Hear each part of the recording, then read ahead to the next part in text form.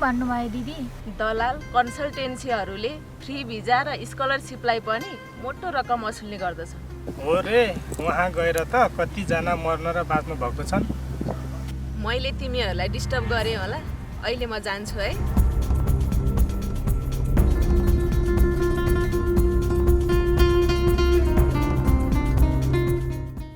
उजेली दिदीको कुराले त मनै छोयो। ल, तिमीलाई थाहा छैन उजेल दिदीको त मनै त पवित्र छ।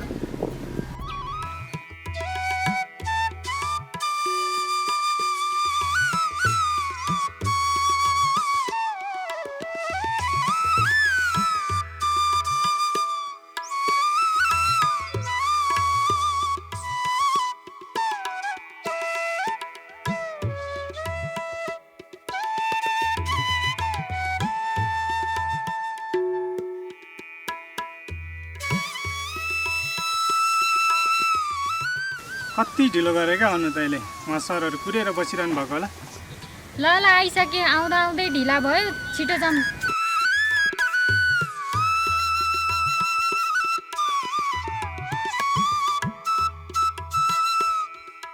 छिटो छिटो जाऊ। तिमी मुख मात्र चलाउँछौ, तिम्रो बुद्धि चाहिँ कहिले पलाउने हो? घोडा जस्तो चम्किन, हात्ती जस्तो लम्किन जान्यो भने हरेक काम कुरा समयमै बन्छ। हो त है। छिटो छिटो जाऊ।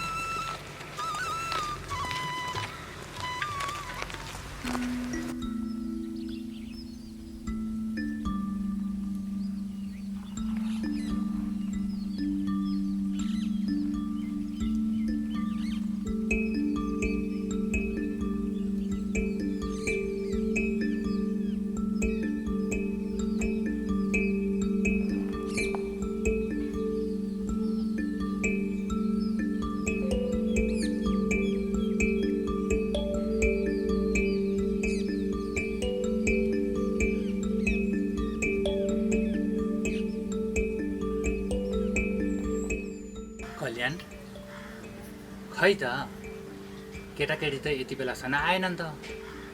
त्यही त कुमार, यतिखेरसम्म आइपुग्नु पर्ने हो, किन ढिला गरेको यिनीहरूले? हेर त अनु, अघिदेखि सरहरू आएर बस्नु भएको छ पुरै।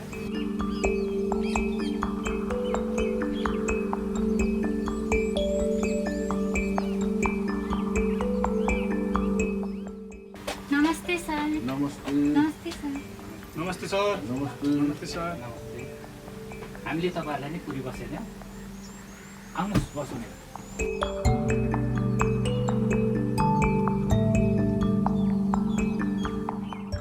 हामी आउन अलि ढिला पो भयो कि सर? ढिलै भए पनि केही छैन, तपाईँहरू आउनुभयो, अब कुराकानी गरौँ न। के कुरा थियो सर, भन्नुहोस् न। हेर्नुहोस् न, तपाईँहरूको कामको लागि हामी 2-3 दिनदेखि यति बिजी भयौँ कि न दिनमा भोक न रातमा निन्द्रा नै। जे होस्, हामीले सोचेको भन्दा पनि राम्रो भयो। यही सुनाउनलाई यहाँ बोलाएका हौँ। अब तपाईँहरूको दुःखको दिन गयो। अब तपाईँहरू पैसा बिछाउनुहुन्छ, पैसा ओर्नुहुन्छ, अरू बाँकी कुरा तपाईँ आफै बुझ्नुहोस्। कि कसो कुमार सर? हाम्रो जापानकै लागि होइन त सर? हो नि, तपाईँहरू ढुक्क हुनुहोस्, हामीले बोलेपछि फरकै पर्दैन। ल, त्यसो भए ढुक्क भयौँ त सर। हुन्छ। ल कुमार सर, अलिक ढिलो पनि भयो, लागौँ हामी।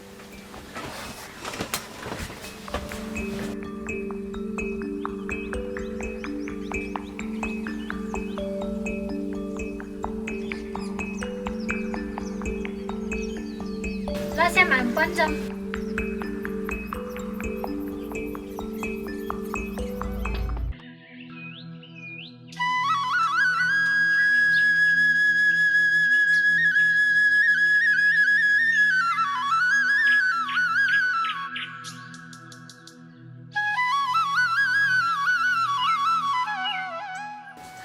ल हेर, यत्रो प्लास्टिक टिप्नुपर्छ।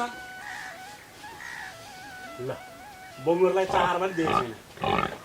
यो बुहारी भनौँ त, डङ्गिनी कहाँ मरेछ? त्यसलाई त भेटोस् न मात्रै।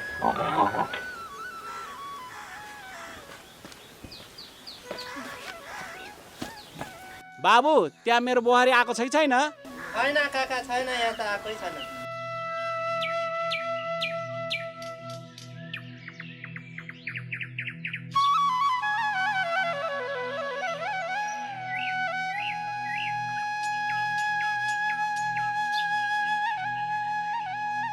काहीँ नभएको पुलन गर्ने।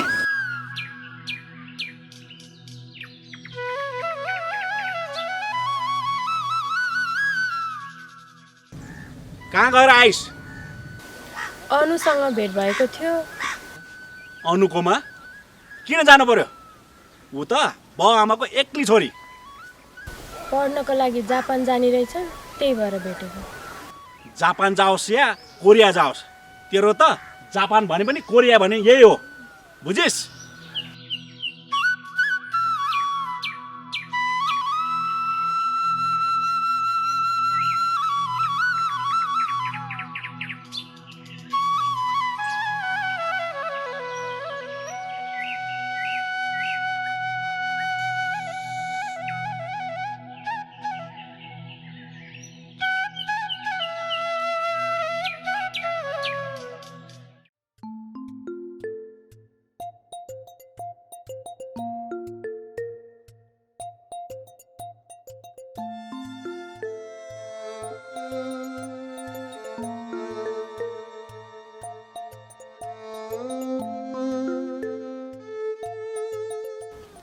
तपाईँलाई नै भेट्न खोजिरहेको थिएँ मैले। मलाई किन भेट्नु पर्यो त? मैले त राम्रो मुखले बोलिरहेको छु त, किन तपाईँको मुख यति साह्रो बाङ्गो भएको? बेकाममा बोल्नु मलाई फुर्सद छैन। अब त बुझ्यो होला नि। मैले भन्दैछु तपाईँको बोली र व्यवहार मिलेन। मेरो श्रीमानले राम्रो काम र तलब पाउनु भएको छैन। राम्रो काम गर्नेले पाउँछ, नगर्नेले पाउँदैन। आफ्नो बुढालाई राम्रो काम गर्नु भन्नु पर्यो नि। भन्ने बेला कम्पनीमा, काम चाहिँ मरुभूमिमा। मेरो श्रीमानलाई फर्काइदिनु पर्यो। उसको समय पुगेपछि कम्पनीले आफै पठाइहाल्छ नि। मेरो जरुरी मिटिङ छ, म जान्छु।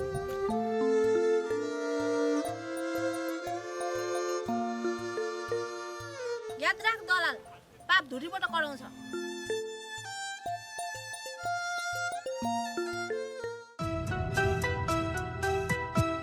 देवकी, हेर त यहाँबाट त पुरै सहर देखिँदो रहेछ। यहीँ बसौँ ल? चरा ल, यहीँ बसौँ। आऊ न। हेर हेर, खुट्टा दुखेको मान्छे। देवकी, म यो संसारमा सबै चिजबाट अगाउँछु, तर तिम्रो हात र साथबाट कहिले अगाउँदैन। किनकि म जुनी तिम्रै हुन चाहन्छु। तिमीले एक सेकेन्ड पनि यो हात र साथ छोड्यौ भने म त पागलै हुन्छु देवकी। ए हजुर, के भन्नुभएको? म त झन् हजुरको खुसी लागि प्राण दिन पनि तयार छु। यो सिउँदोमा 100औं जुनीसम्म पनि हजुरको हातले रङ्ग्याउन पाऊँ। देवकी, यो संसारमा म जतिको भाग्यमानी कोही पनि छैन। तर किन, के भयो? एक्कासी निराश हुनुभयो त? देवकी, न मैले तिमीलाई राम्रो लगाइदिन सक्छु, न त गरगहना नै किनिदिन सक्छु। तिम्रो पनि त इच्छा चाहना थियो होला है?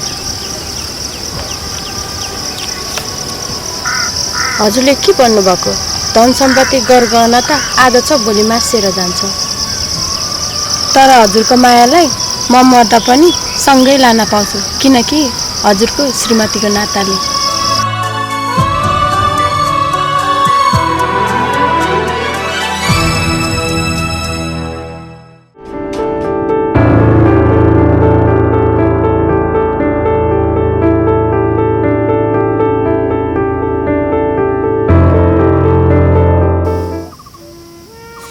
देवकी, मलाई माफ गरिदेऊ।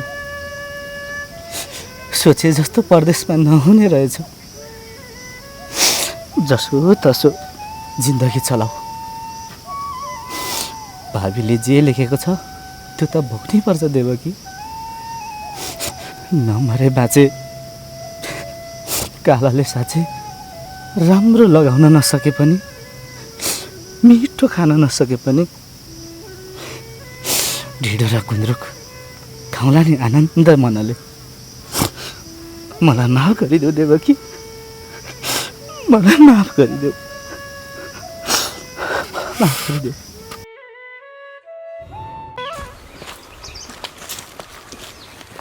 अन्नु अन्नु अन्नु मैले तँलाई भनेको होइन मेरो पछि नलाग भनेर। किन? म त तिम्रो लागि विदेशबाट आएको। मलाई तेरो के कुरा सुन्नु पर्यो जब कि तेरो अनुहारै मलाई हेर्न मन छैन। अन्नु ममा के कमी छ? ह्यान्डसम छु। त्यही भएरै तँलाई देखेर मलाई घृणा जागेर आउँछ। हेर न अन्नु, तिम्रो यो कलिलो जवानी देख्दै मेरोमा भुस्से चढेर आउँछ। तेरो घरमा ऐना छ? यदि छैन भने इनारमा गएर आफ्नो रूप आफैले राम्रोसँग हेरेर आइज। यिनीहरूमा मजाले हेऱ्यो अन्नु। तिमीले म जतिको लक्का जवान पाउनु भनेको तिम्रो यो कर्म फुट्नु हो। त्यसैले तँ जस्तो शैतानको मुख हेरेर आफ्नो कर्म फुटाउनु भन्दा आफ्नो जिन्दगी कसरी अगाडि बढाउनु पर्छ भन्ने मलाई राम्रोसँग थाहा छ। इडियट।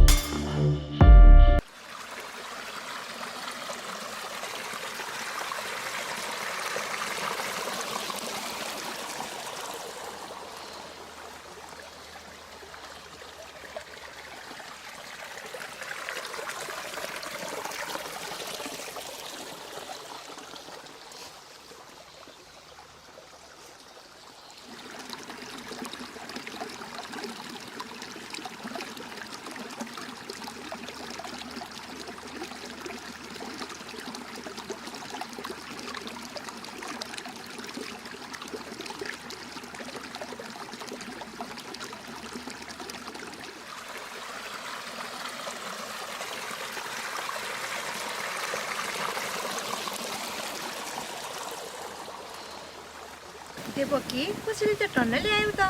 ल्याउनु त परिहाल्यो नि दिदी, नत्र त बिहान र बेलुका कसरी हातमुख जोड्न सकिन्छ? हुन त पापी पेटको सवाल छ। मैले त भाइले विदेशबाट पठाउनु भएको कोसेली पो भनिरहेको थिएँ। ल किन धन्न मान्नुभएको दिदी?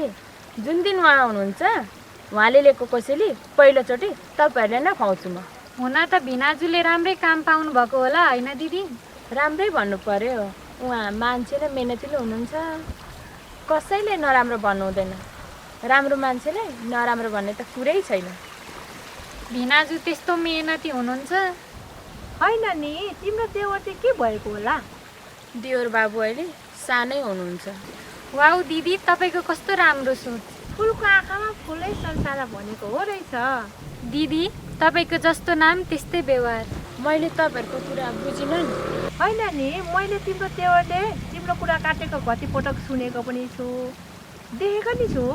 हे दिदी, कुलतमा फसेको छ कि?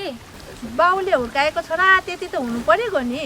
हुन त महिनै पछि विदेशबाट पैसा पर्सिहाल्छ। देवकी दिदी, हामीले बढी बोल्यौँ कि? हे भगवान्, उहाँलाई केही पनि नहोस्। उहाँको पसिना त लिन सकिन्छ, तर जति पनि आँसु चाहिन्छ, पीडा चाहिन्छ, त्यो सब म दिन तयार छु। यो धन सम्पत्ति भन्ने चिज कस्तो रहेछ जसको लागि ज्यानै बाजी राख्नुपर्ने।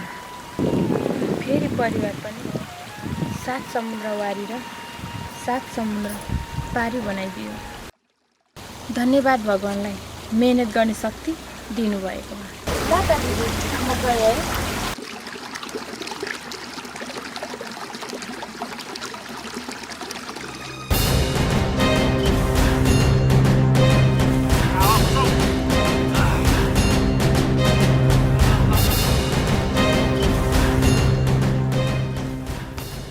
सुन्दैछु केटा हो, हाम्रो काममा कोही बाधा बन्दैछ अरे।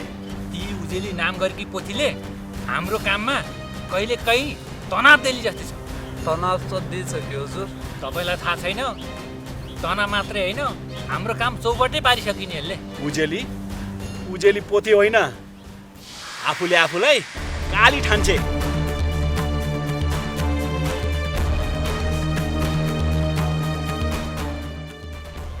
यसको पखेटा नकाटी भएन। अब यसलाई ऐलाको स्वादमा छोइला बनाउनु पर्छ। अनि मात्र हामीलाई चिन्छ। केटा हो, म चाहन्छु त्यसको जीवन सदाको लागि समाप्त पार्छु। अनि मात्र थाहा पाउँछ न रहन्छ बाँस न बच्छ बाँसुरी।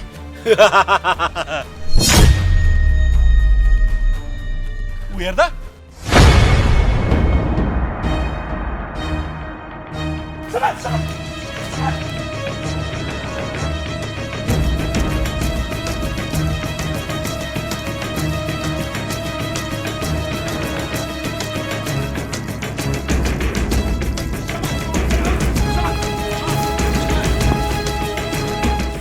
वक्रतुण्ड महाकाय कोटि सूर्य समप्रभ निर्विघ्न कुरु देव सर्वकार्येषु सर्वदा। दिदी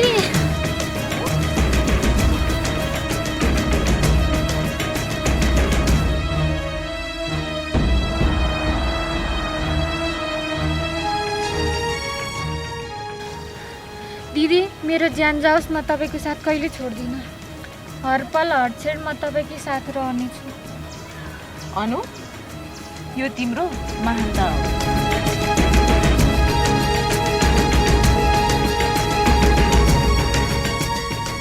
तर अनु, यदि म मरेर या अरूलाई मारेर हजारौँको खुसी मिल्छ भने यो उजेली मर्न पनि तयार छे, मार्न पनि तयार छे। यो मेरो सङ्कल्प हो। केटा हो, काली जागेछ, जाउँ हिँड।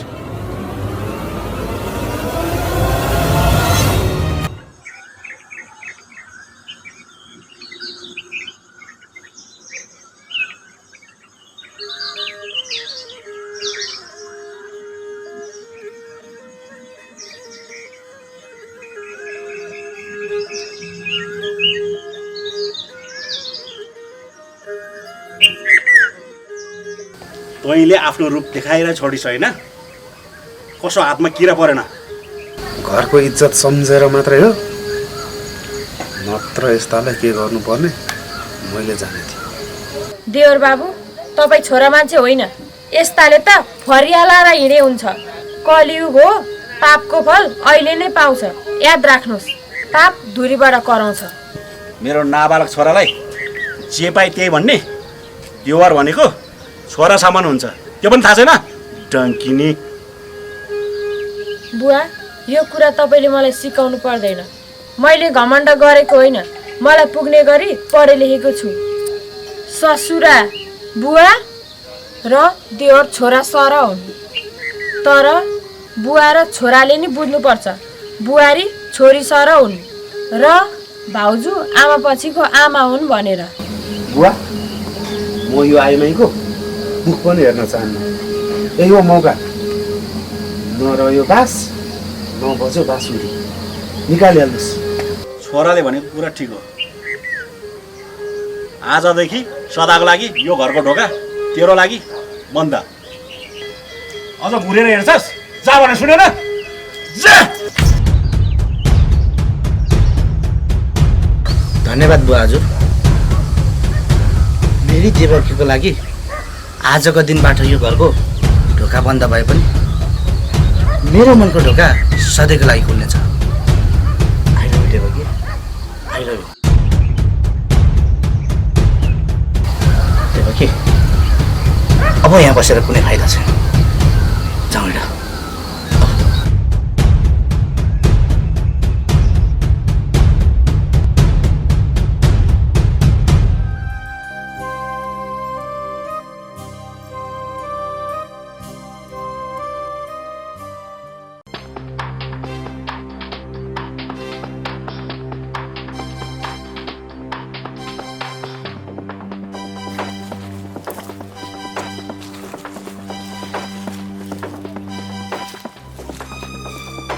कल्याण खोइ? कल्याणलाई त्यहाँ मैले एउटा मिटिङमा पठाएको छु।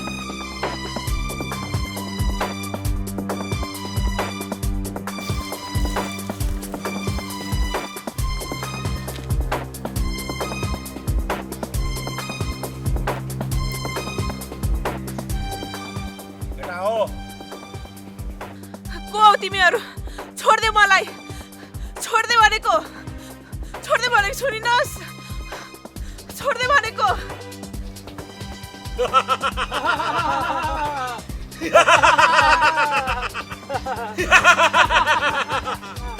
केटा हो जाऊ